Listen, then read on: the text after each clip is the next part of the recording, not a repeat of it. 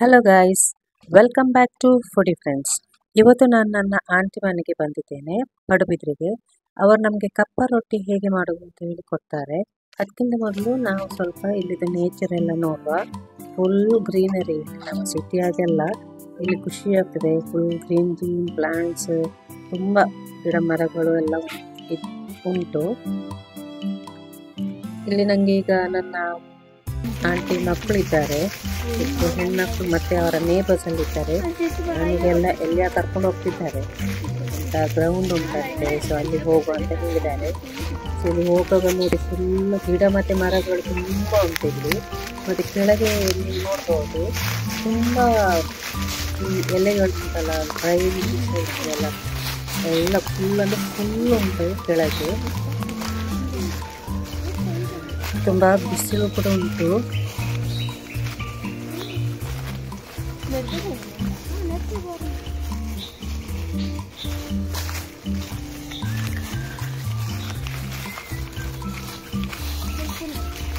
ನೋಡಿ ಇಲ್ಲಿ ಫುಲ್ ಎಲೆಗಳು, ಎಷ್ಟು ಎಲೆಗಳು ಉಂಟಿಲ್ಲ, ಡ್ರೈ ಲೀವ್ಸ್ ಫುಲ್ ಆಗಿದೆ, ಅಷ್ಟು ಉಂಟು. ಅದರ ಮೇಲೆ ನಾವು ನೋಡ್ಕೊಂಡು ಹೋಗ್ತಿದ್ದೀವಿ. ಮತ್ತೆ ಇಲ್ಲಿ ಮನೆಗಳು ನೋಡಿ, ತುಂಬ ದೂರ ದೂರ ಮನೆಗಳು, ಹತ್ತಿರ ಹತ್ತಿರ ಮನೆಗಳಿಲ್ಲ. ಒಂದು ಇಲ್ಲಿದ್ರೆ ಇನ್ನೊಂದು ನೋಡಿ ಅಲ್ಲಿ ಉಂಟು. ದೂರ ದೂರ ಮನೆಗಳು, ಹತ್ತಿರ ಹತ್ತಿರ ಅಲ್ಲ. ಇದು ನನ್ನ ಆಂಟಿ ಮನೆ ನೋಡಿ. ಅವ್ರು ಆಕ್ಚುಲಿ ಫಸ್ಟ್ ಸಿಟಿಯಲ್ಲೇ ಇದ್ದದ್ದು, ಮದುವೆ ಆದ ನಂತರ ಅವರು ಇಲ್ಲಿ ಪಡುಬಿದ್ರಿಗೆ ಬಂದದ್ದು. ನೋಡಿ ಇಲ್ಲಿ ಅವರ ನೇಬರ್ಸ್ ನೋಡಿ, ಅವರ ಗಾರ್ಡನ್ ಅಲ್ಲಿ ಇದು ಸ್ಪಿನಚ್ ಉಂಟಲ್ಲ, ಅಂದ್ರೆ ಬಸಳೆ ಅಂತ ಹೇಳ್ತೀವಿ, ಅದನ್ನೆಲ್ಲ ನೆಟ್ಟಿದ್ದಾರೆ. ಇವನ್ ಅಡಿಕೆ ಮರ, ತೆಂಗಿನ ಮರ ಎಲ್ಲ ಉಂಟು. ಅವರ ಮಕ್ಕಳು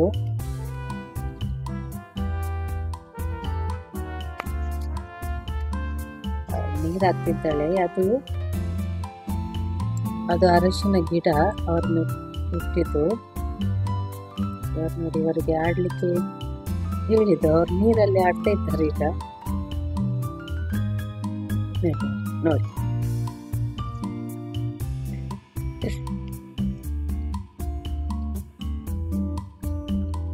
ಇವತ್ತು ಅವರಿಂದಲೇ ಎಂಡಿಂಗ್ ಸೀನ್ ಮಾಡುದು, ಅವ್ರ ಹತ್ರ ಹೇಳಿಸ್ತೇನೆ ನಾನು. ನೋಡಿ ಇಲ್ಲಿ ಅರಶಿನ ಎಲೆಗಳು ಜಸ್ಟ್ ನೆಟ್ಟಿದಷ್ಟೇ ಅಂತೆ. ಅವ್ರಿಗೆ ತುಂಬ ಪ್ಲೇಸ್ ಉಂಟಲ್ಲ, ಹಾಗೆ ಏನಾದರೂ ಮಾಡ್ಬೋದು, ಗಾರ್ಡನಿಂಗ್ ಅದೆಲ್ಲ ಮಾಡ್ಬೋದು. ನಮ್ಮಾಗೆಲ್ಲ ಲೈಕ್ ಸಿಟಿಯಲ್ಲಿ ಇದ್ದು ಫ್ಲ್ಯಾಟಲ್ಲಿ ಇದ್ದು ಏನು ಮಾಡ್ಲಿಕ್ಕೆ ಆಗೋದಿಲ್ಲ. ಇಲ್ಲಿ ತುಂಬ ಪ್ಲೇಸಸ್ ಉಂಟಲ್ಲ, ಹಾಗೆ ಚೆನ್ನಾಗಿ ಪ್ಲಾಂಟ್ ಮಾಡ್ಬೋದು. ಈಗ ಕಪ್ಪ ರೊಟ್ಟಿ ಹೇಗೆ ಮಾಡೋದು ಅಂತ ನೋಡುವ. ಮೊದಲಿಗೆ ಬೆಳ್ತಿಗೆ ಅಕ್ಕಿಯನ್ನು ಒಂದು 7 to 8 hours ಅದನ್ನು ನೀರಲ್ಲಿ ಹಾಕಿಡಬೇಕು. ಒಂದು ಅರ್ಧ ತೆಂಗಿನಕಾಯಿಯನ್ನು ತುರಿತಾ ಇದ್ದಾರೆ ಈಗ ಅವರು. ಈಗ ತೆಂಗಿನಕಾಯಿ ಮತ್ತು ರೈಸ್ ಒಟ್ಟಿಗೆ ಹಾಕಿ ಇದಕ್ಕೆ ಸ್ವಲ್ಪ ಬಾಯ್ಲ್ಡ್ ರೈಸ್ ಹಾಕ್ತಿದ್ದಾರೆ.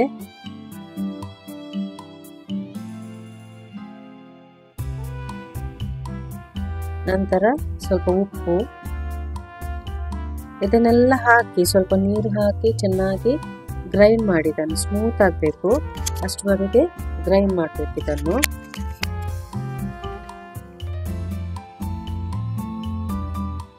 ನೋಡಿ ಇದು ಬ್ಯಾಟರ್ ರೆಡಿ ಆಗಿದೆ.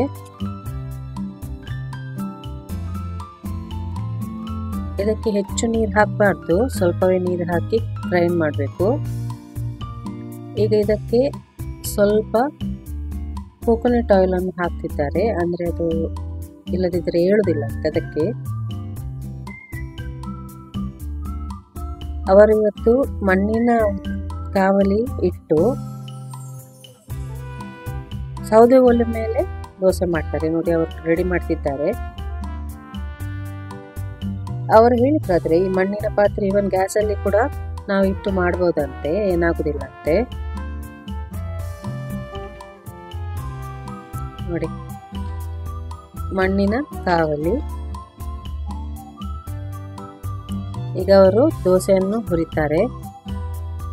ಇದು ಅಂದ್ರೆ ನಾವು ಆಪ ಮಾಡ್ತೀವಲ್ಲ ಹಾಗೆ ಅವ್ರು ದಪ್ಪದಾಗಿ ಸ್ವಲ್ಪ ಜಾಸ್ತಿ ಇದು ಮಾಡ್ತಾರೆ, ಆದರೆ ಟರ್ನ್ ಮಾಡೋದಿಲ್ಲ. ಆಪದಲ್ಲಿ ನಾವು ಹೀಗೆ ಟರ್ನ್ ಮಾಡ್ತೀವಲ್ಲ ಹಾಗೆ ಮಾಡೋದಿಲ್ಲ, ಹೀಗೆ ಇಡ್ತಾರೆ, ಆದರೆ ಕವರ್ ಮಾಡಿ ಇಡ್ತಾರೆ.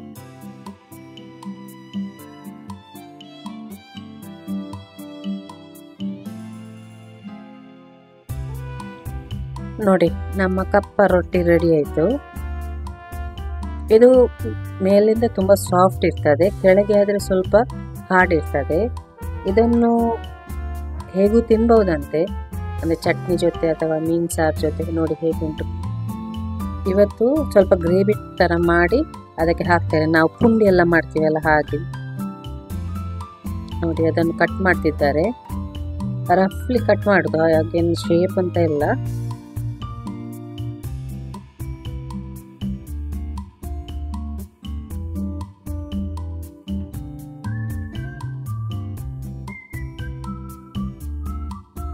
ಕೈಯಲ್ಲಿ ಕೂಡ ಮಾಡ್ಬೋದು. ನೋಡಿ ಹೀಗೆ ಎಷ್ಟು ಸ್ವಲ್ಪ ಸ್ವಲ್ಪ ಚಿಕ್ಕ ಚಿಕ್ಕ ಪೀಸ್ ಮಾಡಿದರೆ ಆಯಿತು.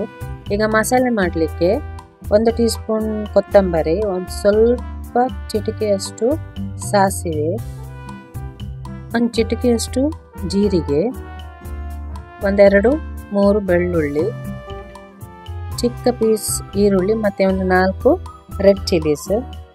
ಇದನ್ನು ಹಾಕಿ ಇದಕ್ಕೆ ಸ್ವಲ್ಪವೇ ಸ್ವಲ್ಪ ಕೋಕೋನಟ್ ಆಯಿಲನ್ನು ಹಾಕ್ತಾರೆ, ಮತ್ತು ಇದಕ್ಕೆ ಸ್ವಲ್ಪ ಕರಿಬೇವು ಸೊಪ್ಪನ್ನು ಹಾಕ್ತಾರೆ. ಇದನ್ನು ಚೆನ್ನಾಗಿ ಫ್ರೈ ಮಾಡ್ತಾರೆ. ಈಗ ಒಳ್ಳೆ ಮಾಡಿ ಫ್ರೈ ಮಾಡಿದ ನಂತರ ಇದನ್ನು ಮಿಕ್ಸಿ ಜಾರ್ಗೆ ಹಾಕ್ತಾರೆ. ಇದಕ್ಕೆ ಅರ್ಧ ಕಾಯಿ ತುರಿಯನ್ನು ಹಾಕ್ತಾರೆ, ಅರ್ಧ ಆಗ ನಾವು ಕಪ್ಪ ರೊಟ್ಟಿಗೆ ಹಾಕ್ತಿದ್ದೀವಿ.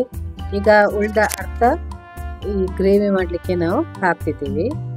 ಇದಕ್ಕೆ ಒಂದು ಅರ್ಧ ಟೀ ಸ್ಪೂನ್ ಅಷ್ಟು ಅರಶಿನ ಹಾಕಿದನ್ನು ಗ್ರೈಂಡ್ ಮಾಡ್ತಾರೆ. ಈಗ ಚೆನ್ನಾಗಿ ಗ್ರೈಂಡ್ ಮಾಡ್ತಾರೆ, ನೀರು ಹಾಕಿ ಗ್ರೇವಿ ಥರ ಬರಬೇಕಲ್ಲ ಹಾಗೆ ಗ್ರೈಂಡ್ ಮಾಡ್ತಾರೆ. ಈಗ ಒಂದು ಬಾಣಲೆಗೆ ಒಂದು 2 ಟೀ ಸ್ಪೂನ್ ಕೋಕೋನಟ್ ಆಯಿಲ್ ಹಾಕಿ ಇದಕ್ಕೆ ಉರ್ದು ದಾಲ್ ಉಂಟಲ್ಲ, ಉರ್ದು ದಾಲ್ ಹೇಳ್ತೀವಿ, ಅದನ್ನು ಹಾಕಿದ್ದಾರೆ. ಇದಕ್ಕೆ ಸ್ವಲ್ಪ ಕರಿಬೇವು ಸೊಪ್ಪು ಮತ್ತು ಒಂದು ಈರುಳ್ಳಿಯನ್ನು ಕಟ್ ಮಾಡಿ ಹಾಕಿದ್ದಾರೆ. ಇದನ್ನೀಗ ಸ್ವಲ್ಪ ಫ್ರೈ ಮಾಡ್ತಾರೆ ಅವರು. ನಂತರ ಫ್ರೈ ಆದ ನಂತರ ಇದಕ್ಕೆ ಸ್ವಲ್ಪ ಬೆಲ್ಲ ಹಾಕ್ತಾರೆ. ಬೆಲ್ಲ ಸ್ವಲ್ಪ ಜಾಸ್ತಿ ಹಾಕಬಹುದಂತೆ, ಆದರೆ ಇವಾಗ ಸ್ವಲ್ಪವೇ ಹಾಕಿದ್ದಾರೆ, ಬೇಕಾದರೆ ಜಾಸ್ತಿ ಹಾಕಬಹುದಂತೆ. ನಂತರ ನಾವು ಗ್ರೈಂಡ್ ಮಾಡಿಟ್ಟ ಮಸಾಲೆಯನ್ನು ಹಾಕಿ ಇದಕ್ಕೆ ಜಾಸ್ತಿ ನೀರು ಹಾಕಬಾರ್ದು, ಸ್ವಲ್ಪವೇ ಸ್ವಲ್ಪ ನೀರು ಹಾಕಬೇಕು.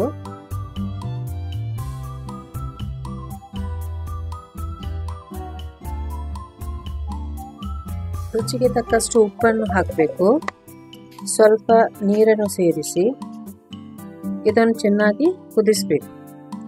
ಇದು ಚೆನ್ನಾಗಿ ಕುದಿದ ನಂತರ ನಾವು ಕಪ್ಪ ರೊಟ್ಟಿ ಮಾಡಿದ್ದೀವಲ್ಲ ಅದನ್ನು ಇದಕ್ಕೆ ಹಾಕಿ ಚೆನ್ನಾಗಿ ಮಿಕ್ಸ್ ಮಾಡಬೇಕು. ಈಗ ನೋಡಿ ನಮ್ಮ ಕಪ್ಪ ರೊಟ್ಟಿ ಗ್ರೇವಿ ರೆಡಿ ಆಗಿದೆ. ಇದನ್ನು ನಾನು ಪ್ಲೇಟ್ಗೆ ಹಾಕ್ತಿದ್ದೇನೆ.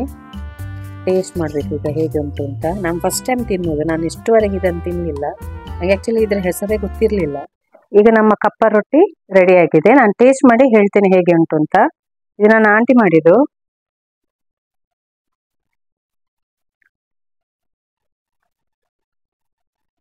ತುಂಬ ಒಳ್ಳೆದುಂಟು ಟೇಸ್ಟ್. ನೀವು ಮೀನ್ ಸಾರು ಜೊತೆ ತಿನ್ಬಹುದು, ಮತ್ತೆ ಇವನ್ ಚಟ್ನಿ ಮಾಡಿ ಕೂಡ ತಿನ್ಬಹುದು. ಹೀಗೆ ಮಾಡಿ ಅಲ್ಲ, ಜಸ್ಟ್ ಕಪ್ಪ ರೊಟ್ಟಿ ಮಾಡಿ ಅದನ್ನು ತಿನ್ಬಹುದು, ಅಥವಾ ಹೀಗೆ ಮಾಡಿ ಕೂಡ ತಿನ್ಬಹುದು. ಇದು ಒಳ್ಳೆ ಟೇಸ್ಟ್ ಆಗ್ತದೆ, ಟ್ರೈ ಮಾಡಿ ನೋಡಿ. ಇವರು ನನ್ನ ಆಂಟಿ, ಅವರಿಗೂ ಥ್ಯಾಂಕ್ಸ್, ಮಕ್ಕಳಿಗೂ ಥ್ಯಾಂಕ್ಸ್. ಮತ್ತೆ ಇವತ್ತು ನನ್ನ ವಿಡಿಯೋ ಎಂಡ್ ಮಾಡೋದು ನನ್ನ ಬಚ್ಚ ಪಾರ್ಟಿ.